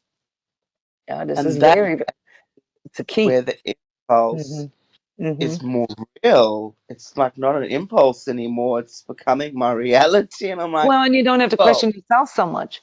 yeah. Until then, you really think something's wrong with you. Yeah, and You I know. don't have to I was going to judge things. say, Hmm. At the Awesome. beginning, it felt like the aloneness kicked in because I was still trying to discover, hang on a minute, who am I? What is my, so not trusting the self, Yeah, really you get to, lost in yourself. You really get yeah, lost. Yeah, we all get lost in ourselves there a little bit, and questioning ourselves too much. And that's too just much. because so many people are still, in that sort of old reality, that we feel, oh, I must be wrong. They must be right, I must be wrong.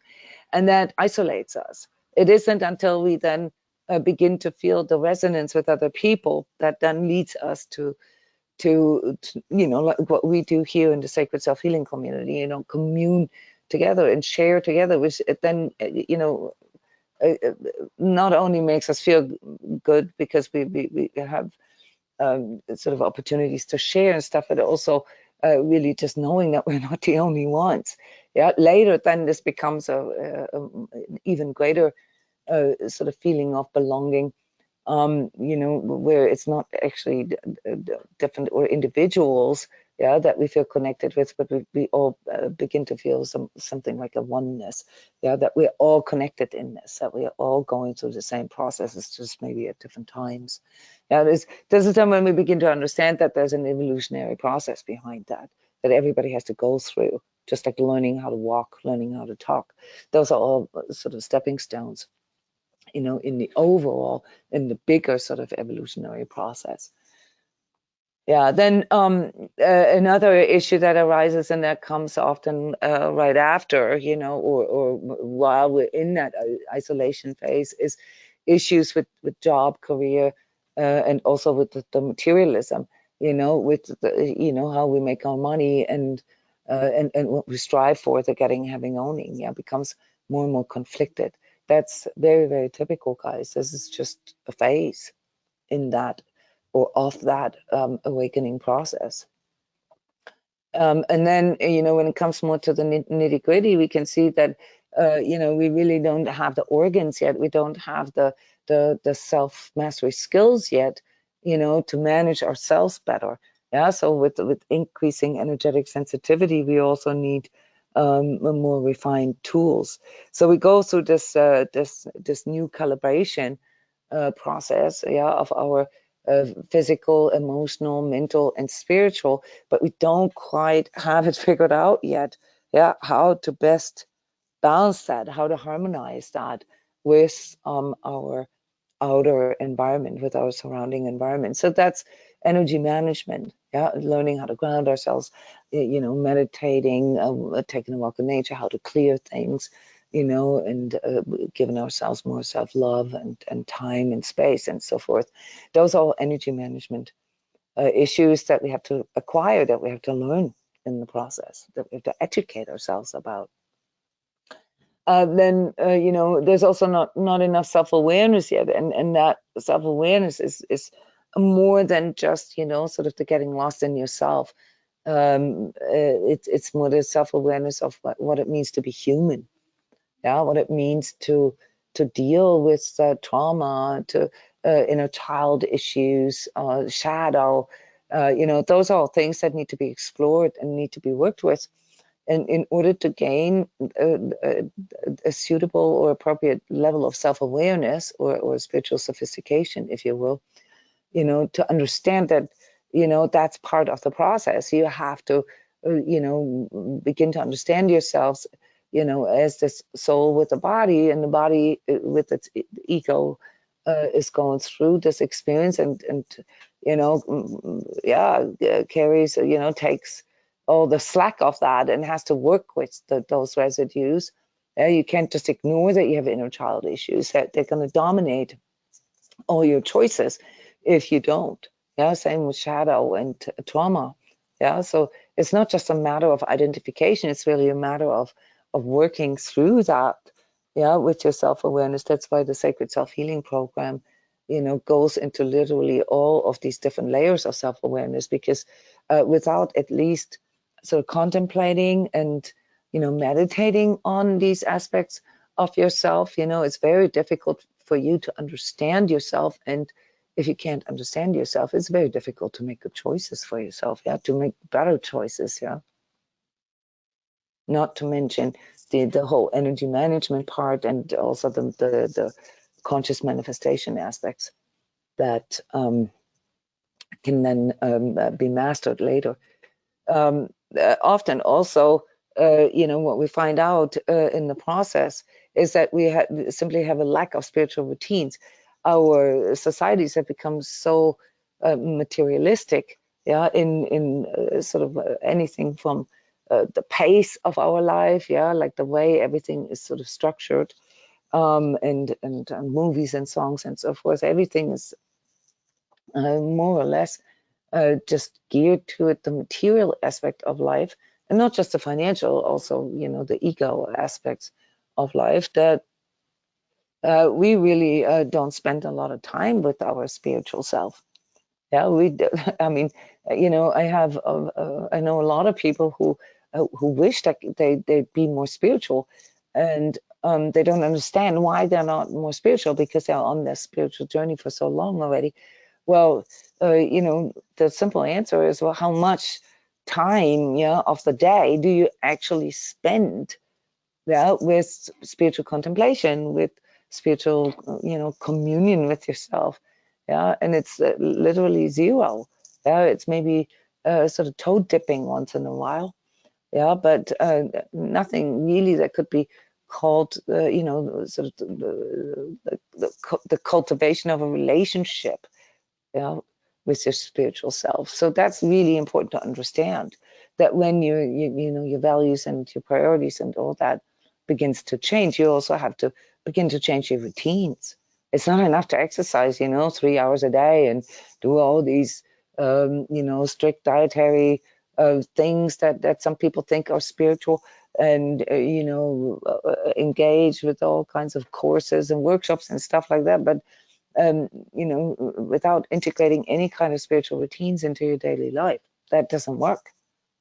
Spiritual routine is the one that helps you to build this connection with your spiritual self. And if that relationship isn't formed, yeah, then or doesn't isn't sort of fostered, okay, it's not going to grow.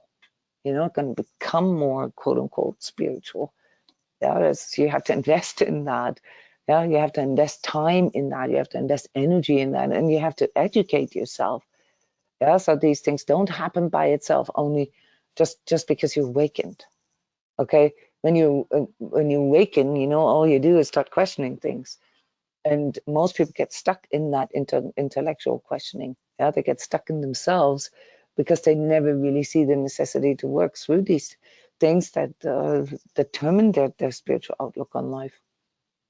So again, here, that's a really important one. And another issue that I see, especially here in the last 20 years, is you know, this sort of excessive or obsessive spiritual seeking, yeah, without ever any integrating anything, without any ever doing anything, yeah, like they call the spiritual consumption. Yeah, it's just a sort of ingesting of spiritual content, yeah, but and living in the illusion that that is a spiritual communion. No, you know, listening to YouTube videos, or you know, workshops like this, or you know, whatever, you know, you can get your hands on, books and stuff like that, is not what fosters a relationship with your spirit self. It is something that can bring it on, okay, but if you've done this for like 30 years and you're still not engaging in any kind of spiritual, you know, routines in your day, where you at least sort of dedicate, you know, a certain number of hours a day to be with your spirit self. Sorry, you know, that's just a spiritual consumption. Then what you're doing, you're just eating spirituality. You're not really becoming it. Yeah.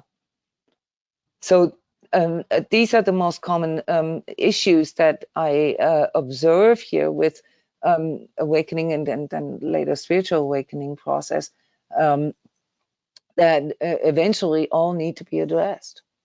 And there's obviously many more aspects, but they can be sort of sub categories here of these clusters here. Yeah, they come with a lot of different, and they're also overlapping. Yeah. So they come with a lot of different aspects. So to come to an end here, let's summarize. You know, the five most common stages. Yeah, and this is very, very general. I've written many articles about this. Go to my website. Yeah, you can type in the keyword stages, and there's many different articles about different aspects of our spiritual journey or journey of consciousness development, and I distinguished many, many different and more sort of in-depth stages. But these are the most common sort of general stages that we go through, you know, on our journey here as awakened selves. And with the first one being the state of unconsciousness, yeah, that's the state of that you all described as the ego state, yeah, where you're caught in some kind of false self, yeah, some kind of identity that you assign to yourself, maybe through conditioning or through programming, or however it came to you, but you know, something that you think you need to be, yeah, and the life that you live is more or less on autopilot in a way, because you're not really making conscious decisions. You're just following some kind of predisposed or cookie cutter type of journey here that you think is the right way, without you ever questioning it, or without you, you know, actually feeling into it if this is truly what you want. Um, the consequence of that stage, and we already identified that as a necessity for awakening, so that's why this is part of your spiritual awakening process, is that you see the world as hostile. You see yourself as powerless, and life is just happening to you. You feel the discontent. You don't feel that you have control over things, and it's a lot of pressure. Yeah, so any kind of performance pressure, yeah, is part of this sort of painful experience of life, yeah, and this unconsciousness. And then it requires you to go through, this confusion and the emptiness and the isolation and all these things that we just talked about, yeah, to suddenly sort of become willing, yeah, to let go of ego control, yeah, to allow this sort of death of your ego identity to occur. So it's really us that are holding on to this identity, yeah, wherever that came from, whether it's what other people told us or what we came up with, doesn't matter. But it's just a shell of you. It's not really the true you yet. And the consequence of this ego death, yeah, that where everything sort of your life begins to shatter somehow, yeah, where your reality is suddenly falling apart, like being red pilled. Okay, that is then what allows you to enter the observer in you. You begin to realize, like Julianne described this earlier, that you are not your pain, you are not your thoughts, you are not your emotions, you're not your body. Okay, it's part of your experience, but you, the true you, that's not who you are. Yeah, the true you, the observer of that, yeah, is above that. That's a higher pay grade. Yeah, that is not who you are. So the second stage, yeah, where the death of the ego sets in, and where you really begin to question your identity and all that we just talked about. Okay, that is the prerequisite really for you to start, shifting your perspectives. And whenever you shift your perspective, you shift your perception. So the perception of yourself begins to change in that second stage, yeah, and you then begin to see the world with new eyes, yeah, and then sort of as a consequence of that, in stage 3, you begin to seek truth. Uh, not just sort of asking blind questions and maybe following, other people who seem to have answers. Yeah, not just sort of blind stuff.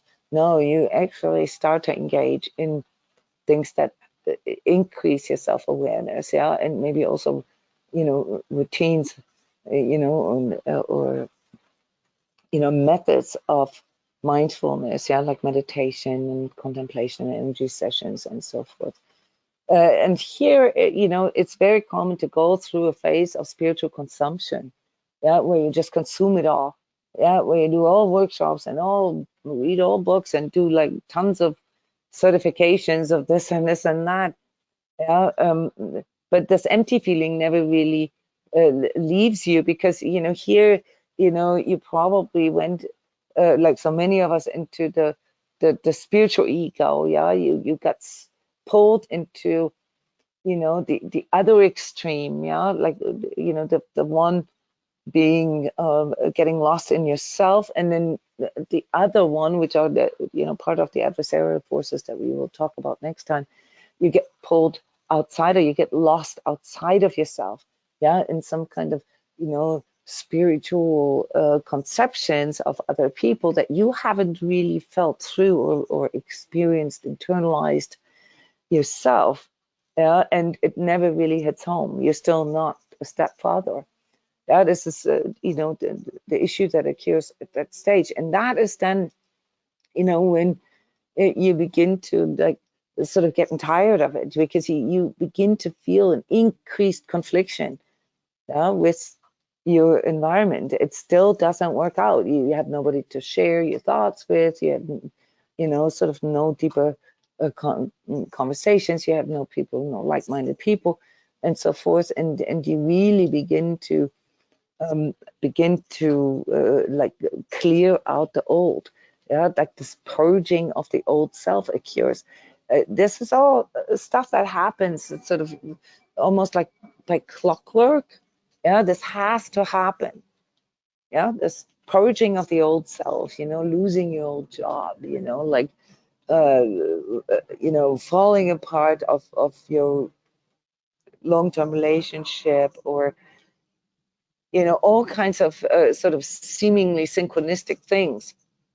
They're all brought on by the awakening process that has started, for you maybe 20 years ago. And, all of a sudden, without realizing, some of you do this consciously, you have to clear out all the old. Yeah.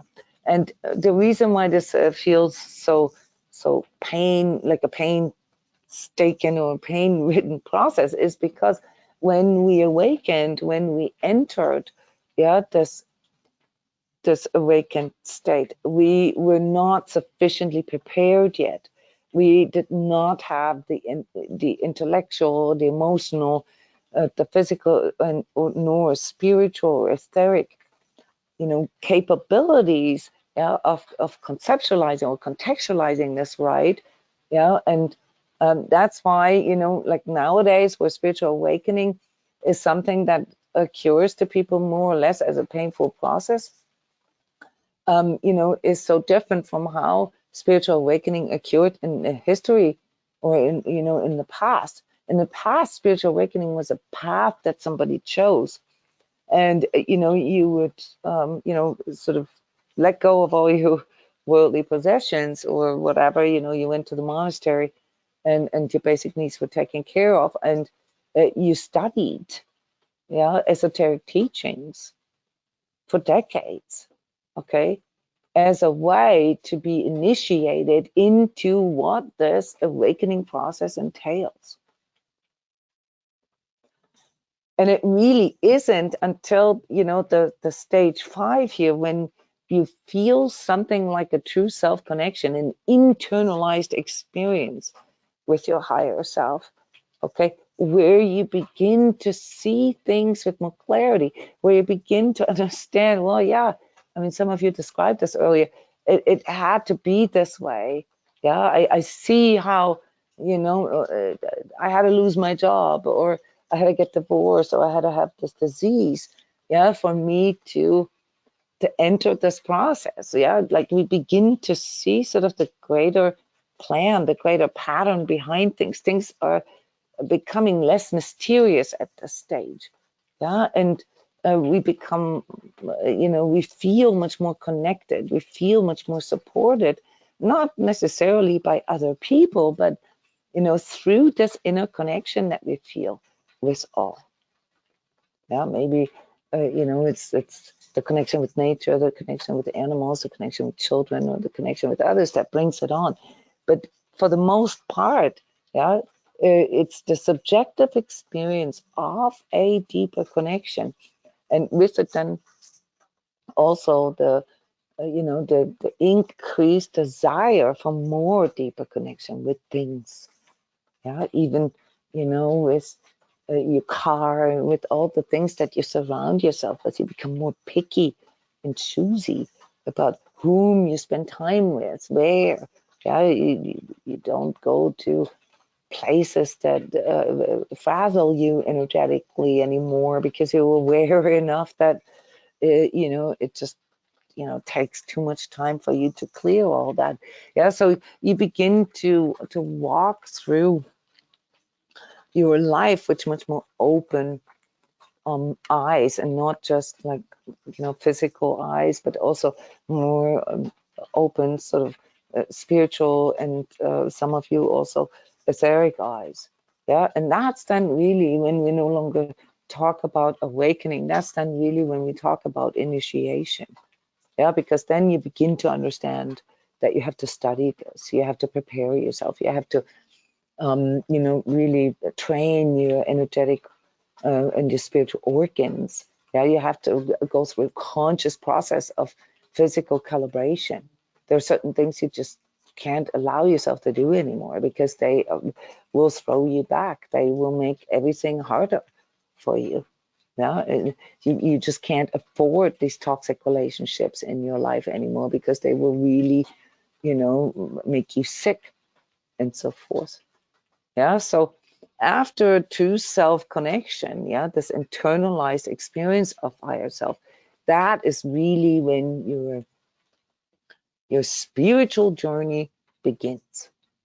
Yeah, because that's then when you feel the impulse to truly seek that which comes, with that spiritual initiation.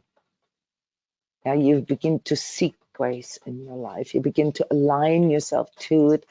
You no longer see yourself as sort of an individual that is special because you went through all of this, but you begin to see that, life is really about, your life is really about this constant balance between giving and receiving, and that you actually, here also to serve, for the greater good, and that you, actually here, to share this with others.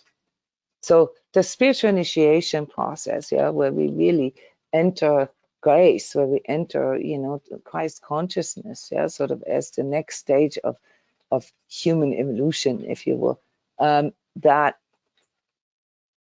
follows these first 5 general stages of awakening. So to end here, I would like to summarize, the spiritual awakening, what it actually is. It's the onset of seeking for deeper meaning, answers to life and purpose. It's infusing us with an impulse to understand what it means to be human and to undergo a shift of perceiving reality. Yeah, so it's describing the process. Spiritual awakening is the embracing of the unknown, the overcoming of our fears, the purification of perception, the refinement of understanding, the ennoblement of self. Yeah, ennoblement always means the higher expression. Yeah, finding the higher octave, if you will, the discovery of truth, the uncovering of the mystery, and lastly, the impulse to grow into your higher expression, the embodiment, the impulse to embody, your higher expression. So here are another quote from Carl Jung. One does not become enlightened by imagining figures of light, but by making the darkness conscious. So this is then something we're going to talk in part 2. We're going to talk about this. We're going to, sort of dive a little deeper into, this subjective experience of going through spiritual awakening in a conscious way, and all the things that occur in us. Yeah, like how we evolve from just sort of having this intention to change, this intention to become more spiritual, to devotion. Yeah. And lastly, and you are all familiar with these slides, because they're part of the Sacred Self-Healing Workbook, the art of internalizing your inner self-healing power, which is the same as, the co-creative power in you, the power to manifest your reality. So we're going to work ourselves here through this cycle. Yeah, and as many of you already know, this cycle, is really like a spiral. So whenever we undergo, a certain shift in consciousness, which continually happens as we grow into a higher expression, we have to go through some aspects of that cycle again. That's why it spirals, because there are some things that we will process, that we will work through on a lower vibratory level. And as our consciousness grows, as we shift our conscious level, we're going to have to go through similar or same aspects on a higher vibrational level. This is very, very normal, guys. That doesn't mean that you're bad or something. All that means is that you're now ready, you know, for yet the next level, for yet the next, you know, vibratory, the next higher vibratory level of, you know, what it is that you're working through. All right, guys, here I would like to stop for part 1. I'm looking forward to part 2. Are there any questions at this point or any comments? And if you're watching this later, if you're not live here, please take advantage of the question button. Send in questions for the next workshop so that we can address this, you know, in a very detailed way. Yeah, so I said earlier, you know, discouraging questions is basically, you know, a sure way to suffocate spiritual awakening. So let's practice this. Yeah, ask questions. Show me, yeah, that you are awakened. Yeah, by asking questions. But right now, are there any immediate questions here to something that we just discussed?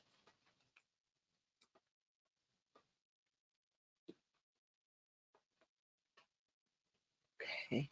Yeah, it was quite a bit, but a good summary of something that we have all experienced. We may have not articulated it this way, but you know, this is what we went through, and I can't wait to, you know, learn more about this and you know, for all of us to enter, you know, this sort of discernment process of where we were at and how many times we've already gone through stuff. So I'm really looking forward to that, guys. So with the recording, I will try to convert the recording for you right away.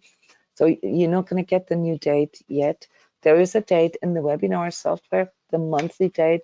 That's the latest where we're going to do part 2. I may add a date here for this 3-parter so that there's not too much time in between. Yes, thank you all very, very much for coming and for sharing. A great webinar. Bye-bye.